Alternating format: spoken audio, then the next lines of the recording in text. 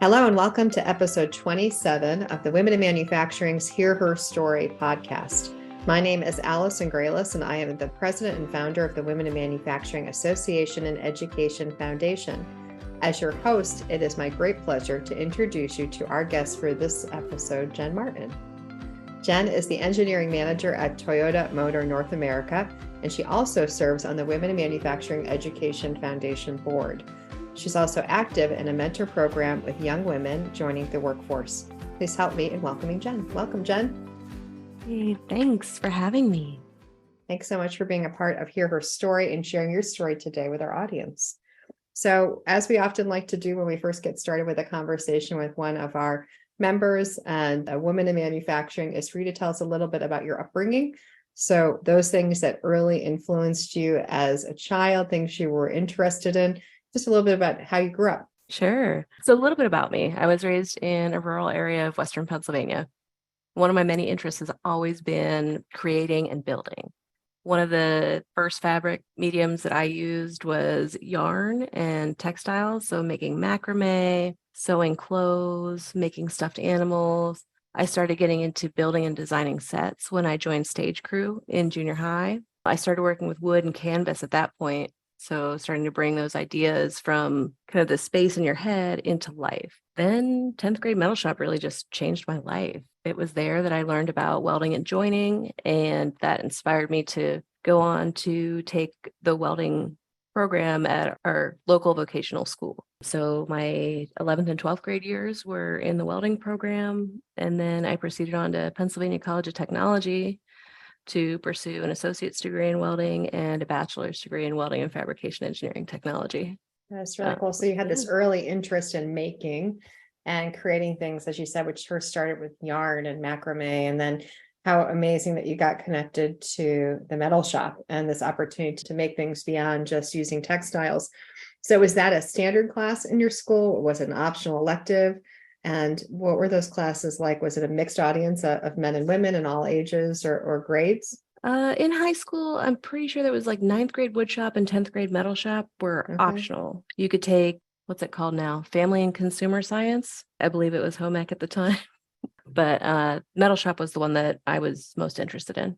And how important that your school offered that. I mean, I think we have a lot of conversations present day about why can't we attract people into manufacturing and the maker space of careers. And so much of it is because of those eliminated programs that aren't like the ones that you got introduced to, that give people that first introduction into careers in the skilled trades. So that is really cool that that's how you first found your way into manufacturing. Were there many other women that were in your program early on, or were you kind of one of just a few? In 10th grade metal shop, I don't recall, but in high school, in Votech welding, there were two.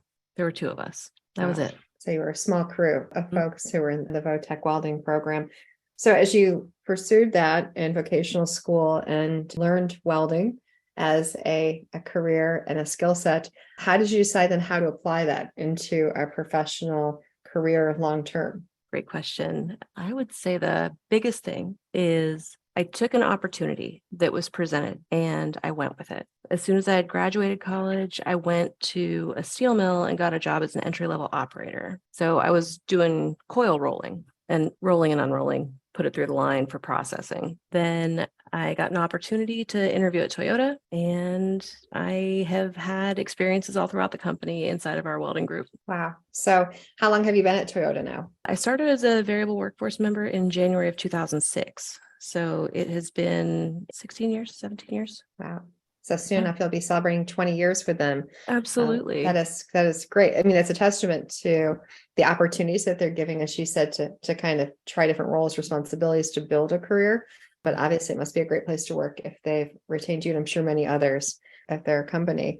So as you worked your way up the professional ladder and started to move into different roles and responsibilities, what was that like in terms of career trajectory? And then are there any tips you would give to others who are looking, you can maybe started at a certain entry point at a company and then that want to navigate their way up? Any advice you would give to others as they're looking to progress in their career and advance? The first piece of advice that I have for anyone that's interested in looking ahead and trying to get into promotion, first of all, educate yourself. It doesn't mean go get every degree, but keep a curious mind. So learn about technologies that are out there, take an interest in what other people do in their role, ask questions, really take that personal interest in what you're encountering and learn more. And then the other thing is really take every opportunity to use it as a mentoring moment, whether you're the mentor or the mentee. And as you talk about mentoring moments, how have those mentoring moments, whether it's as a mentor or as a mentee, how have those impacted your career? Do you have some that stand out that those hugely changed the trajectory of your career or experience? Yeah. One of the bigger moments as a mentee was understanding, after having just promoted into management, understanding the difference between being a person that can do the job well, like a technical person, to really figuring out how to develop people. There was a lot of opportunity for growth there. That's a tricky part. And I think so often we just assume that because people have technical skills, that those are transferable into, oh, they're overnight just going to be a leader as well. They're going to understand how to go from being a peer with others to then leading those peers or colleagues. And then as well, management and leadership they're different but complementary skill set that go along with having and possessing those technical skills. So I know we talk about that often, and we have some formal programs for those new managers, knowing that it is very different to lead and manage and motivate and inspire people than it is to make sure that quality control is happening and that you're on time with delivery and production. Very different skill sets than leading and managing. So that's great that, again, mentoring helped you as you made that transition to that leadership role within your company. So as you look at your career over time, and now this nearly 20 years with Toyota, what have been some of those challenges that you've had to overcome as you've built your career and some of those lessons learned? One of the biggest challenges was on that breakaway point to promotion, right? I was assigned this first ever US Lexus production, installing the new body line. So it was 98 pieces of equipment. It was 7 engineers. And I had a whole team of what we call SABI, or our skilled maintenance technicians, that come in and program robots, troubleshoot equipment faults, stuff like that. So it was a very difficult time having no title, but the responsibility, and really stepping in and engaging with that role. There was a point where I struggle with not being the technical expert in everything that's going on and leading the team to execute one of the most intense and integrated equipment trials that we've done in North America. So that would be an interesting journey. So not having the title, but having that responsibility to lead all this complexity of process and equipment, that is really rough.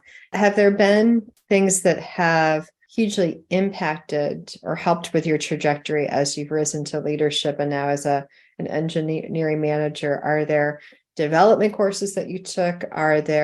Did you have access to coaching? What are some of those things that made all the difference as you have risen in your career? So at Toyota, we do try to keep a mentoring mindset.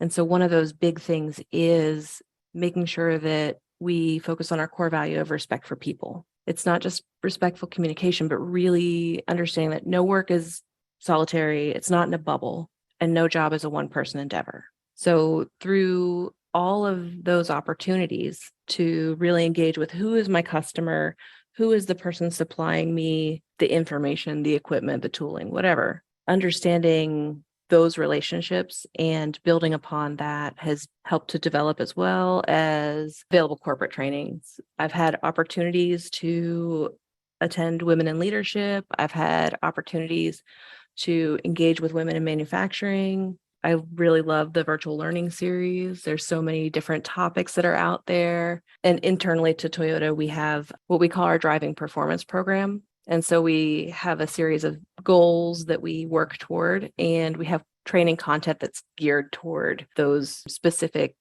behavioral elements that we want people to work toward. So for example, one is driving curiosity. And so there's a whole series of modules that are geared toward how do you build that curious mindset? What are ways to engage with the process or what you're doing in the moment? That's great. So lots of resources that you've been lent as you've risen in your career.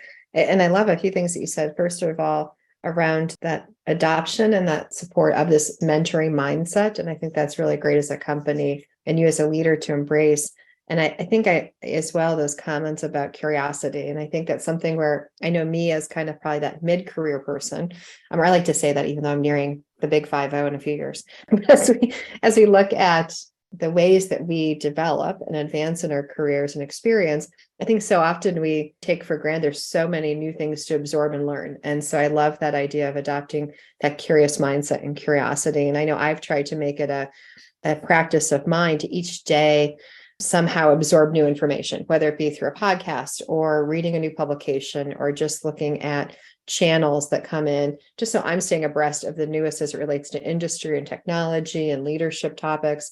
There's so much out there, and just a few nuggets each day to absorb, to stay abreast of those things is really important, because we can all think, hey, we know a lot, but there's so much more to learn. And I think it's that asking questions and being curious of new things that maybe percolate interest for us is really, really important to always be learning. Definitely. You make it, let EMC protect it. From tailored protection to essential coverages, EMC insurance companies can provide your manufacturing business with the right insurance to keep your operation running smoothly. Plus, with nearly a century of safety experience, we know how to help manufacturers prevent accidents and costly losses. We go beyond the basic loss control survey, working with you to create custom workplace safety plans. And to help keep safety top of mind and at your fingertips, we provide a variety of online tools and on-demand trainings, available whenever you need them. If an accident does occur, we're always ready to respond with local, personalized service to help you recover quickly. From prompt, fair claim settlements to effective return to work strategies, you can count on EMC to help you maximize your uptime. Contact your local independent insurance agent today or visit emcins.com to find out how EMC insurance companies can help you protect your manufacturing business.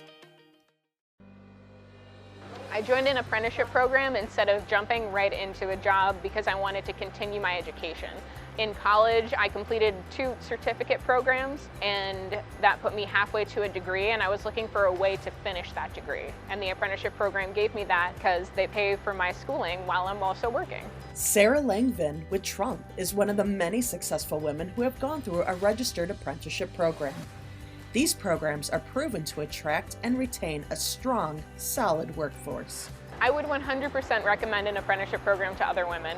I've met so many amazing people and done so many fantastic things, and it's been very beneficial to start my career in this way. To find out how you can start a registered apprenticeship program at your company, or to join a program, log on to womeninmanufacturing.org, keywords registered apprenticeship programs. So as you mentioned mentoring and the mentoring mindset, and I believe you're presently mentoring a senior who is about to join the workforce. What has that experience taught you as you've gone through that mentoring experience? With my current mentee, he's a student in the major that I had at Pennsylvania College of Technology. So he's a welding and fabrication engineering technology student. It's kind of exciting for me because I haven't had the opportunity to engage with somebody who went through the same program as me, but not in several years. It's exciting for me because I get to learn about why he got into welding. Some people do it for different reasons, for the money, for the artistic capabilities, because they like working with their hands, whatever it is, whatever your reason for engaging with joining processes. It's interesting to see everybody's perspective. With my recent experience with him, we went through some behavioral interviewing techniques. We've been practicing for interviews for the future. And the biggest challenge that I've had with him is getting him set up to get other people involved in the student chapter of AWS. So he's been the president and he's looking at, okay, well, who do I hand this off to? He's established a structure. He's developed a better framework for what that student chapter does and organizes. And so now he's looking at handing it off. And so that was a big thing to watch that growth during our fall semester and spring semester time so far. So how did she get connected to the senior that you're mentoring? Is it that you're still involved in your vocational technical college? So I do stay in touch with the Pennsylvania College of Technology Alumni Association. I've had a few experiences since then. I spoke at the building dedication for their facility expansion. They got a whole bunch of new robotic equipment, and it was quite an honor to be able to come back and visit and see the new shop and see how much progress has been made in the last 17 years, 18 years. That's great. So, I know in addition to being a rising engineering manager and leader at Toyota, you also have a life outside of work. And I know you've got some beautiful daughters who I got to meet at Summit, I think it was last year. So tell us a little bit about your life outside of work, as well as how has it been being a mom in manufacturing over the course of your career? Being a mom in manufacturing has been full of opportunity. It's been challenging, to be truthful. I was a single mom for 8 years or so when my child, who's turning 16 tomorrow. Yay, happy early 16th. Yeah. Wow. That's a big milestone birthday. Yeah, it is huge. We're going to learn how to do driving.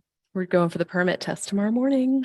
Wow. Fingers crossed. Fingers crossed. It Right, hugely right. liberates us as parents, right? My son just had his first behind the wheel last night in a huge rainstorm. And I was like, you're still going. We're getting these behind the wheels done because I need you to be able to drive.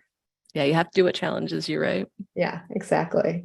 But as challenging as it's been, understanding how to advocate for yourself and your family's needs is the most important thing that you can do as a mom in manufacturing. Life doesn't stop when you enter the building.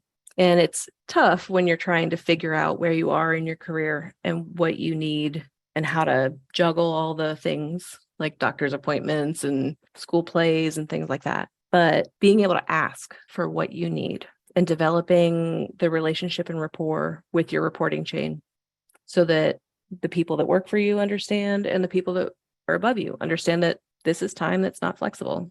I need this. I can do work during this window of time. So it's been a challenge, right? It's been a big growth opportunity to learn how to ask for things that I needed instead of feeling guilty that I had to sneak away to a doctor appointment. But the other things that kind of fill my space outside of work and spending time with my children love to bake.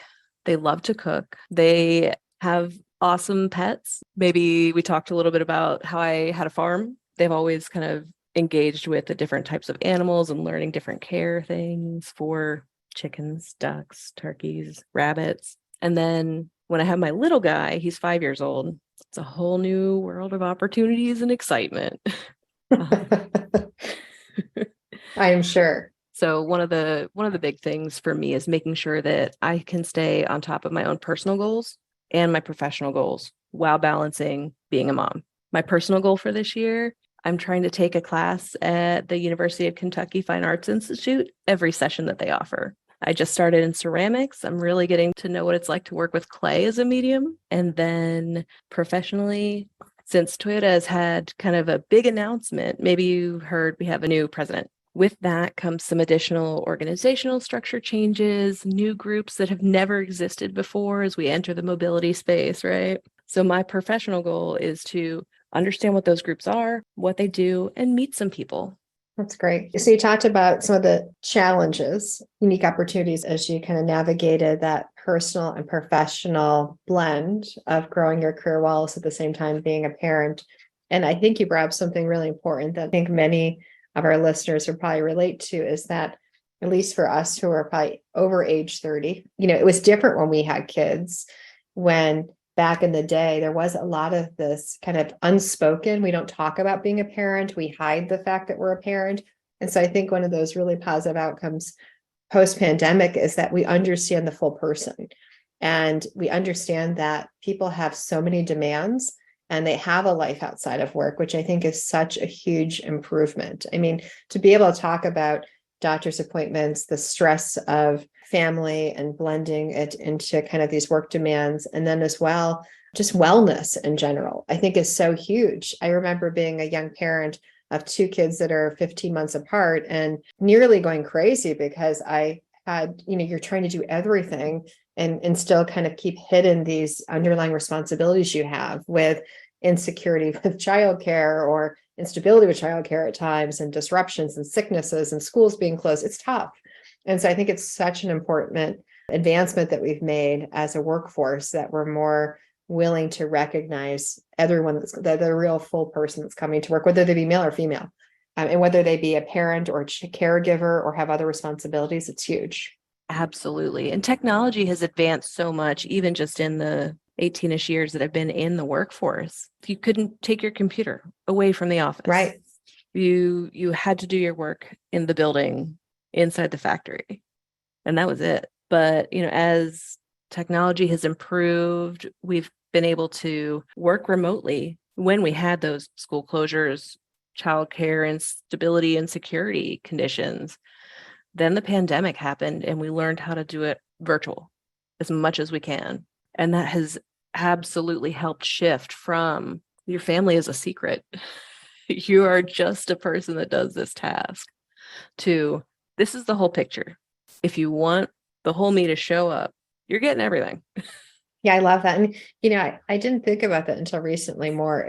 We often talk about why are we seeing improvement of the numbers of women in manufacturing careers? And granted, it's modest. We still have a huge way to go. But I do think, not only changing cultures in manufacturing is one of those reasons, but I do think technology is a huge reason because we're now able to be more adaptable and flexible for people who have all different types of circumstances and backgrounds, which makes it a very different work experience. And opens a lot of opportunities for people who maybe would have thought this isn't a fit for me because I can't be at a facility 8 to 5 every single day, Right. Day in, day out. So I think it is kind of cool that technology is helping manufacturing be more attractive and accessible to more people, which is really important. So as you look at your career, and obviously you've got a long ways to go still in your career, and I love that you've made this personal kind of goal to learn new things, to enroll in that fine arts program. I think, all of us should be trying to find some outlet, whether it be something arts related or fitness related, or just something, whether it be reading, to help kind of find that nourishment for those other things that we need outside of just work, parenting, and other things. It's really cool. What type of advice or what piece of advice would you give to future or current women in manufacturing, kind of standing from your position present day?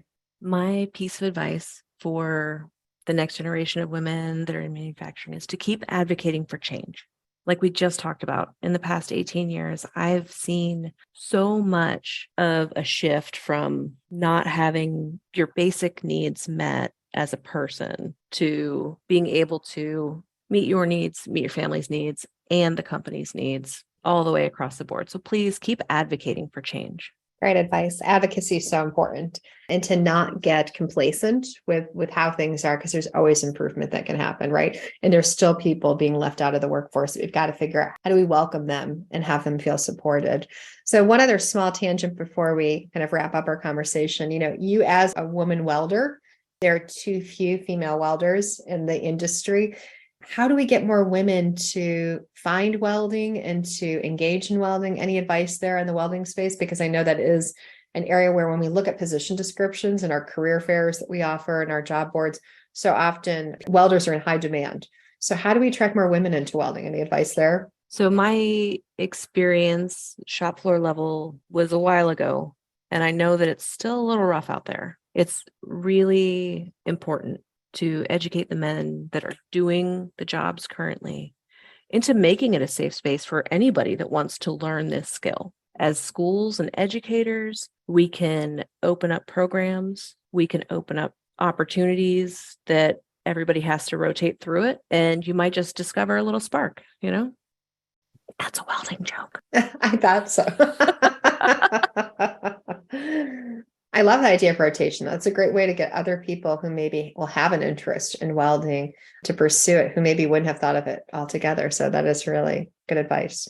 Well, it has been such a pleasure, Jenn, to have a conversation with you today. And I appreciate you sharing your story. And I think it's a really cool and inspirational one for hopefully others out there or people listening, maybe who start with just really liking to make things and be a creator, to kind of find your way into manufacturing, and ultimately to rise to managing a lot of responsibility for a company. So thanks for sharing your story. Thanks for serving on our board of directors for the Education Foundation, which aims to make training and education accessible and affordable for all. So I appreciate you, your leadership, your advocacy. So thanks for being a part of Hear Her Story. Thank you so much. Thank you for listening to Hear Her Story, a podcast produced by the Women in Manufacturing Association. Be sure to share, review, and subscribe to hear her story on Apple, Google, Spotify, or wherever you like to listen.